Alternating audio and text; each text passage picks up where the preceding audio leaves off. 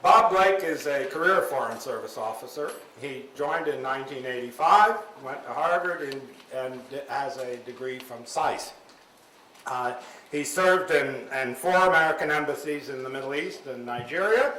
He then came back, served as Deputy Chief of Mission at the U.S. Mission in New Delhi. As a speaker today, he is going to address the 2 fundamental questions that we're all asking.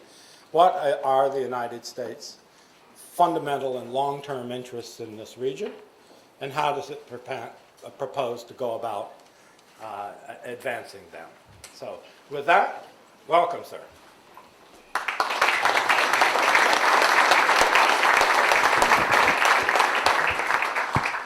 Fred, I want to thank you very much for inviting me here today to participate in this wonderful forum.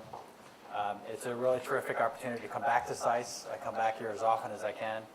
I had a wonderful 2 years at SAIS, and still I'm a great fan and supporter of the institution.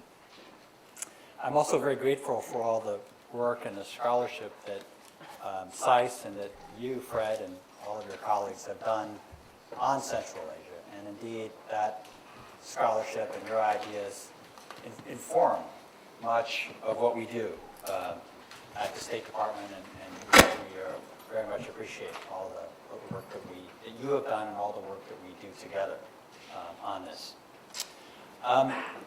As Fred said, I'd like to give sort of 20 minutes or so of remarks, and then I'll be glad to take questions on anything you all would like. So let me first start with just U.S. priorities in Central Asia.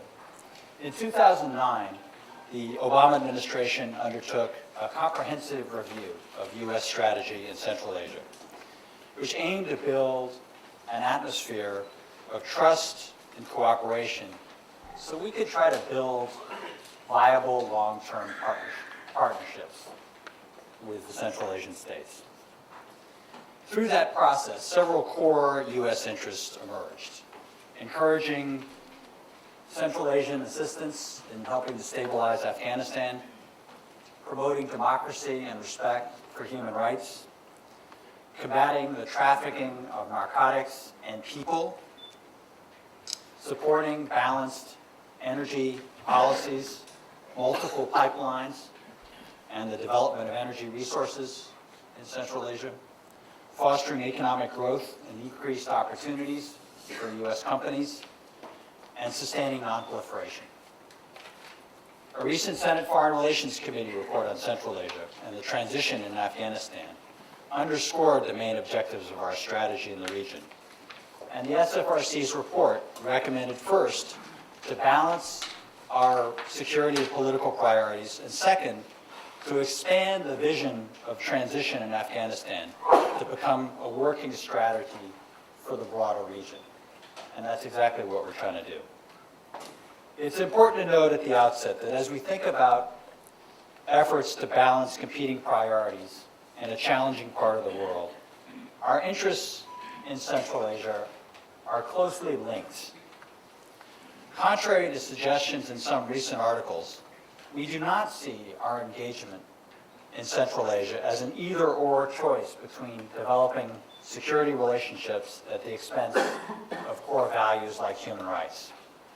Progress on one issue can help reinforce or create incentives for progress on other issues. And indeed, our strategy for Central Asia explicitly states that our efforts to strengthen and broaden relations with Central Asia should not impinge on our strong support for democratic development and universally recognized human rights. U.S. engagement in the 5 Central Asian states consistently focuses on political liberalization, good governance, civil society capacity building, and addressing human rights concerns, as well as a wide range of other important interests, including nonproliferation, energy, economic development, and educational exchanges. We feel strongly that the best way to advance U.S. interests across the region is by enhanced engagement at all levels with the Central Asian governments, civil society, and their people. A cornerstone of this engagement has been the annual bilateral consultation process that I chair with each of the 5 Central Asian countries. These consultations are a face-to-face structured dialogue based on a jointly developed agenda that promotes very candid discussions on the full spectrum of bilateral issues, including human rights, religious freedom, science and technology collaboration, economic development, defense cooperation, and a whole range of other subjects. The ABC process has given seats at the table to virtually the entire U.S. government, including, of course, the Departments of Energy, Commerce, U.S. Trade Representative, Defense, and many, many others. Each discussion results in a work plan of practical steps to advance U.S. and partner policy goals. And the road to achieving these goals is not always smooth, but our continued engagement with these countries is yielding results. We also use the consultative process to engage civil society and the business communities in each of these countries. Now let me talk a little bit about Afghanistan and Central Asia. The threat of terrorism makes very clear the security interests that the United States has in Central Asia.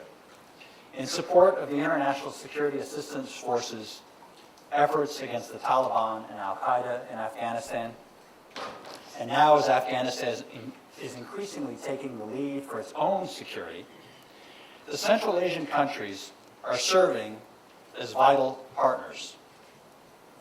Expanded trust and cooperation with Central Asia has made possible the Northern Distribution, or NDN as we call it. Over the past year, we've expanded the capacity of the NDN to offer critical alternative routes to our non-lethal cargo that is transiting into Afghanistan to support our troops. These have become particularly important given current challenges in our relations with Pakistan and Islamabad's decision in November to close the border crossing points into Afghanistan, effectively leaving the Northern Distribution Network as the key land route for supporting coalition forces in Afghanistan. However, the Central Asian countries' important role in contributing to stability in Afghanistan and regional security goes well beyond the Northern Distribution Network. The United States is continuing to encourage the Central Asian countries to support Afghanistan's economic and political development. A peaceful, stable, prosperous, and democratic future for the Central Asian states is directly linked to prospects for peace, stability, prosperity, and democracy in Afghanistan. Particularly as Afghanistan assumes full security responsibility, the states of Central and South Asia will play a key role in supporting peace and economic development in the region, alongside Afghanistan's other partners. The South and Central Asian states' active participation in regional conferences on Afghanistan, economic cooperation, and their commitment to future assistance all contribute to the future stability of Afghanistan and the region. That's why Secretary Clinton's vision of a new Silk Road has been embraced by the countries of Central Asia.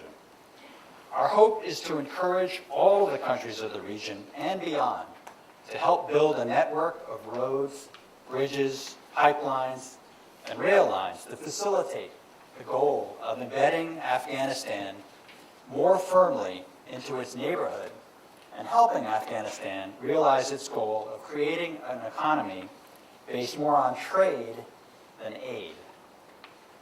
We must also seek to reduce barriers to the efficient exchange of goods across borders, barriers to open markets, and promote private sector investment in the region.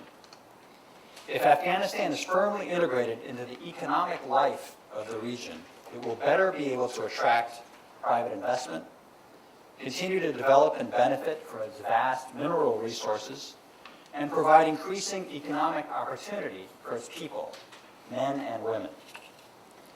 All of the Central Asian states are taking their own steps to enhance their integration with Afghanistan. Uzbekistan, Tajikistan, and Turkmenistan are providing discounted electricity. Uzbekistan, Kazakhstan, and Turkmenistan are increasing railway connections into Afghanistan. And Kazakhstan provides assistance to educate Afghan students. All of the Central Asian states also have participated in the recent international conferences in Istanbul and Bonn on Afghanistan. At both, there was a clear consensus and commitment to the future of Afghanistan. The participants in Istanbul made clear their support for regional trade. The Istanbul process endorses regionally integrated economic growth across historical trade routes and aligned themselves closely with the new Silk Road vision that was elaborated by Secretary Clinton. In Istanbul, likewise, participating countries agreed to a number of confidence-building measures that we believe will advance the creation of a web of economic and transit linkages across Central and South Asia. We look forward to supporting the region's efforts with the private sector to see this phase implemented. The Istanbul process represents efforts by Afghanistan and its neighbors to promote these economic links and development. At Bonn, the international community reaffirmed its commitment to stay engaged beyond 2014 in what they called a, quote, transformational decade leading up to 2024. While we've seen some successes, the development of trade among the 5 countries of Central Asia is lagging. These countries have not yet been able to reap the benefit of economic integration.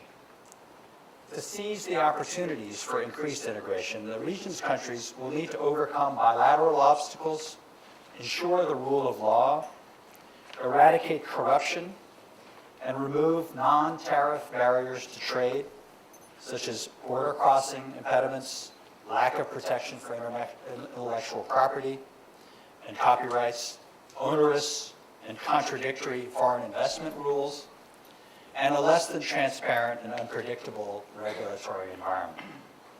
It is especially critical that the Central Asian countries reduce barriers to the efficient exchange of goods across borders, that they open their markets and promote private sector investment in the region. Our bilateral engagement in the region will continue to promote the creation of a true network of economic and transit connections, both within Central Asia and with the wider region.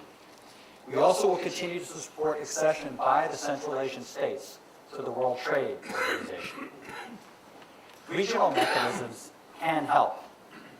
One important such mechanism is the Asian Development Bank-led Central Asia Regional Economic Cooperation Program, known as CAREC. CAREC includes Afghanistan and Pakistan and envisions a transformation of the region through transport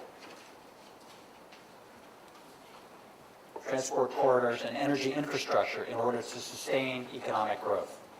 By 2020, the CAREC program will have mobilized $20 billion to improve 6 corridors that will traverse Central Asia.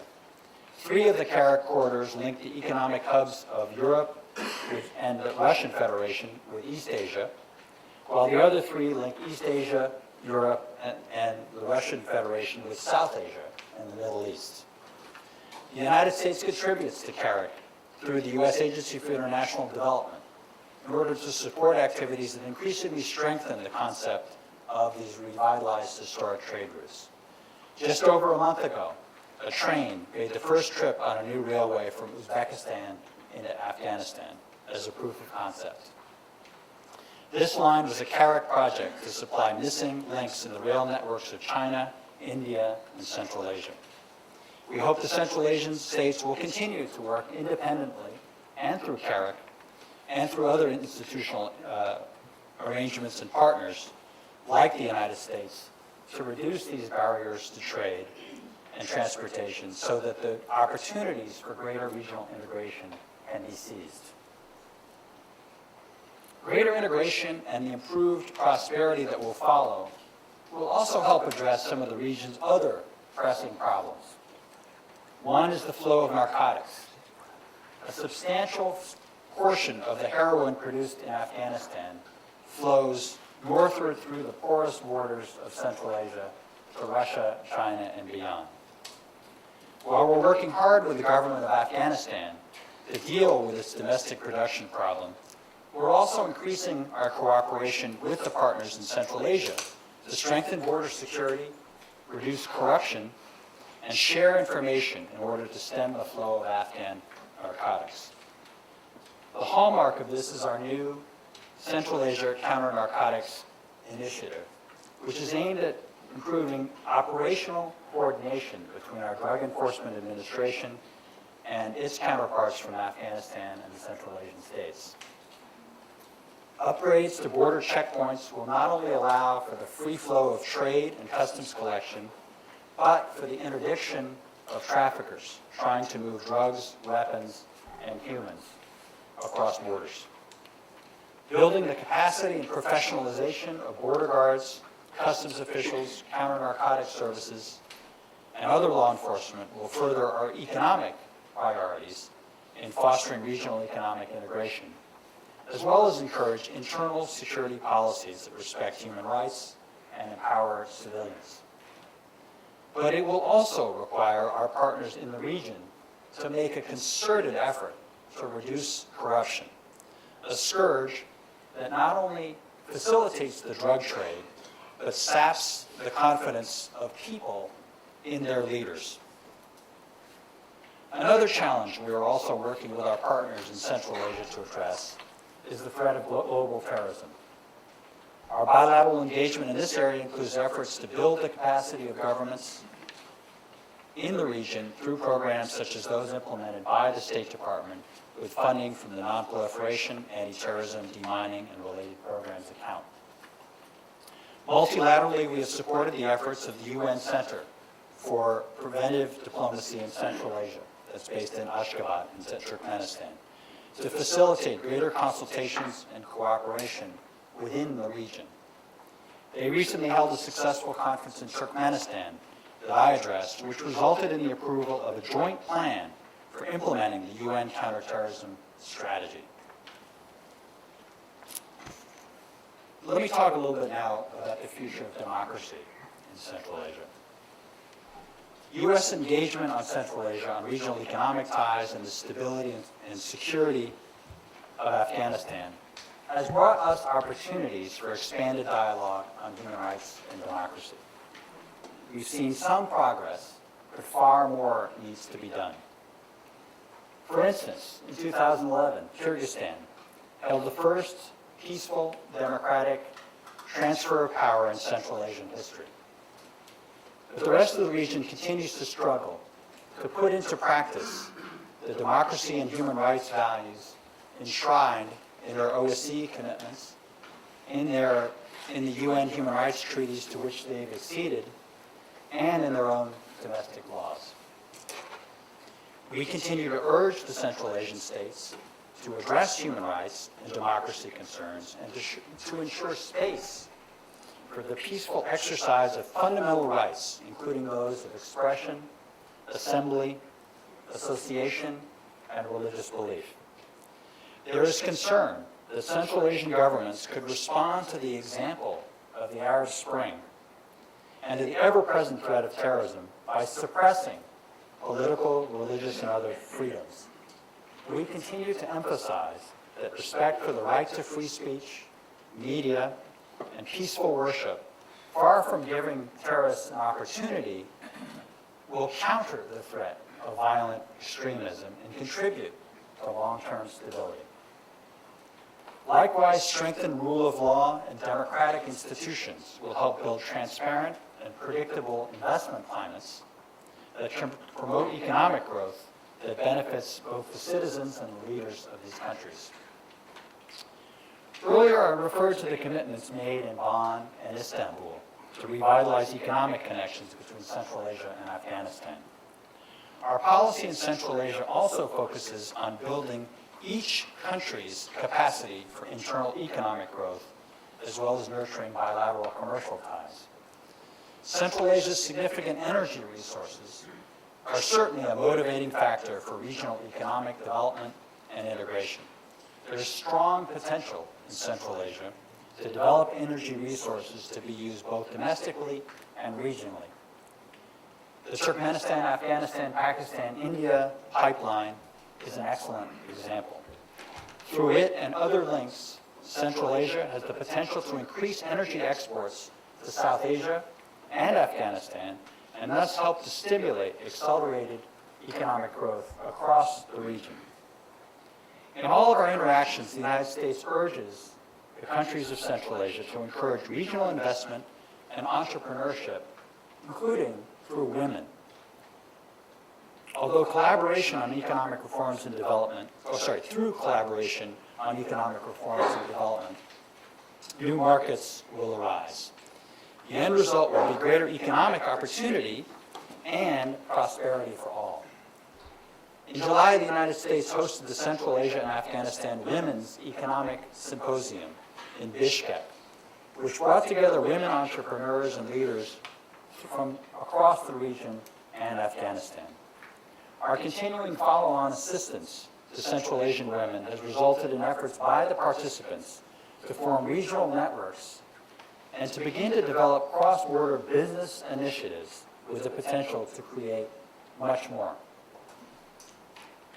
So let me conclude by saying that expanded cooperation with the Central Asian states connected to enhancing the stability of Afghanistan has bolstered our interaction on all other issues.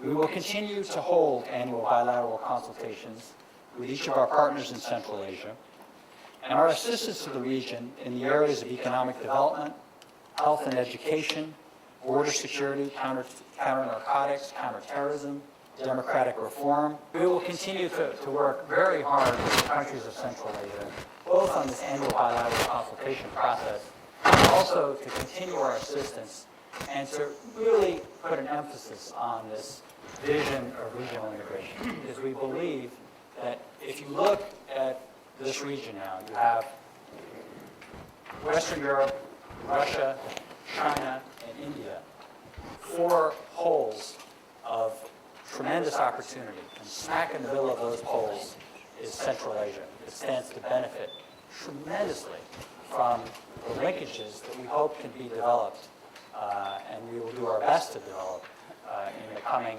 years. So, again, let me just conclude by thanking Fred Starr and his team for inviting me here, and I'd be very glad to answer your questions on any subject to do with Central Asia or South Asia, if there are questions on that as well. So, thank you again.